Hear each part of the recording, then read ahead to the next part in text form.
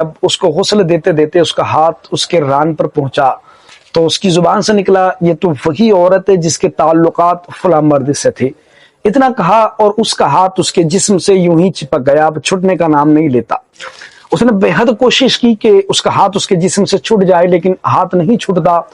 تو جو دیگر عورتیں کھڑی تو انہوں نے بھی کہا کہ بھئی جلدی ہاتھ چھٹاؤ اور غسل جلدی سے دو تاکہ ان کو دفن کیا جائے، لیکن وہ بہت کوشش کرتی، دوسری عورتوں نے بھی چھڑانے کی کوشش کی لیکن اس کا ہاتھ وہاں سے نہیں چھٹتا۔ مردوں نے کہا کہ مغرب کا وقت ہوتا جا رہا ہے، جلدی کی جائے اور ہاتھ کو جو ہے اس کے جسم سے چھٹایا جائے، لیکن وہ کوئی نتیجہ نظر نہیں آتا۔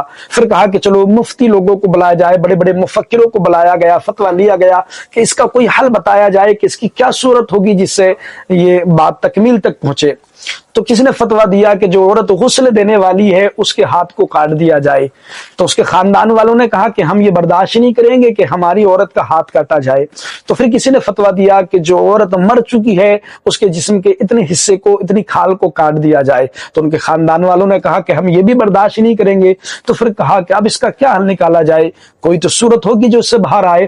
تو کسی نے کہا کہ مدینہ شریف کی ایک گلی میں ایک بزرگ بیٹھے ہیں اور وہ بہت بڑے عالم بھی ہے، ان کے پاس چلتے شاید کہ وہ کوئی حل بتا سکے۔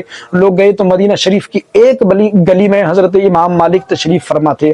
آپ سے پورا واقعہ بیان کیا گیا تو آپ نے کہا کہ مجھے وہاں پر لے چلو شاید کہ میں کوئی حل بتا سکوں۔ حضرت امام مالک کو لایا گیا تو دیکھتے ہیں کہ ایک کونے میں پردے کی آڑ میں وہی عورت کھڑی ہے اور ان کو غسل دیا جا رہا ہے۔ آپ پردے کی آڑ میں گئے، آپ اس سائڈ سے کھڑے ہو کر اس سے پوچھتے ہیں کہ بتاؤ جب آپ غسل دے رہی تھی تو آپ کی زبان سے کچھ نکلا؟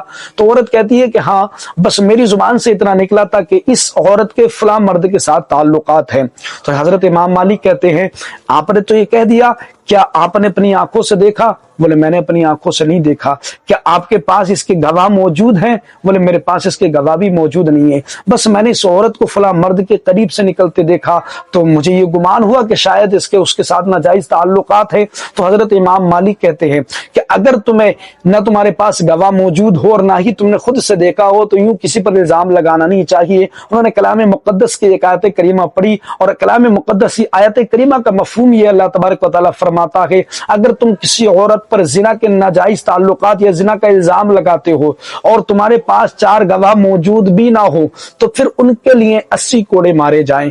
حضرت امام مالک نے یہ حکم دیا، اس عورت کے کوڑے مارنے شروع کیے گئے، اس عورت کے کوڑے لگتے گئے، 75 کوڑے لگے تب بھی ہاتھ نہیں چھٹا، اور آگے تعداد بڑھی پھر بھی ہاتھ نہیں چھٹا، 79 کوڑے لگ گئے پھر بھی ہاتھ نہیں چھٹا۔ جب 80 کوڑے کمپلیٹ ہو گئے تب اس عورت